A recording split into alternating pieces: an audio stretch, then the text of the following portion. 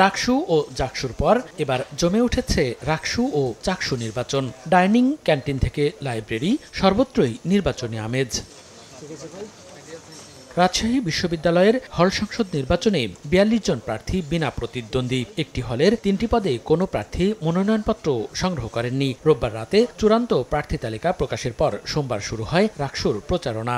হলটাতে আমরা জানি না কেন হয়েছে, হয়তো সেখানে কোনো প্রচারণার ঘাটতিও ছিল, এমনটাও হইতে পারে আর কি। হ্যাঁ, তবে তো আমরা অন্যান্য হলে তো পূর্ণাঙ্গ সবকিছু পেয়েছি, কিন্তু একটি হলে শুধুমাত্র এই ঘটনা ঘটেছে। ওই হলের সংসদটা সেইটা ঘাটতি সংখ্যা নিয়েই তার সংসদ ক্যারি আউট করবে। প্রচার শুরুর পর প্রার্থীদের আচরণবিধি সহ নানা দিক নির্দেশনা দিয়েছেন উপাচার্য। আমরা জিততে জানবো, কি করে বিনয়ের সাথে জেতা যায়।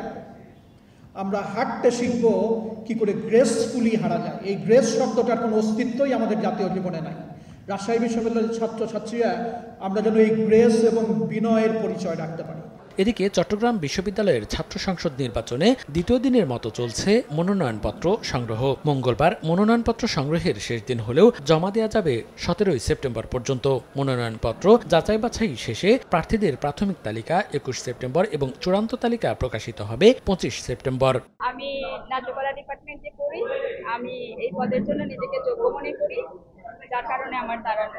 যারা আমরা স্টুডেন্ট আছি তাদের পক্ষ থেকে বিশ্ববিদ্যালয় প্রত্যেকটা স্তরে গিয়ে আমাদের ভয়েসটা রেজ করার এবং শিক্ষার্থীদের যে দাবি দেওয়া। মেয়ে হিসেবে যে আমরা যে অনেক জায়গায় পিছিয়ে, যে আমরা বুঝাতে চাই যে আমরা পিছিয়ে নাই। যোগাযোগ সেক্টর একটা আধুনিকায়ন করা বা একটা সুন্দর একটা সমাধান করা।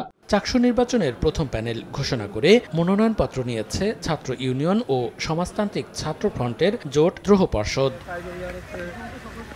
মনিরুজ্জামান প্রান্ত, সময় সংবাদ।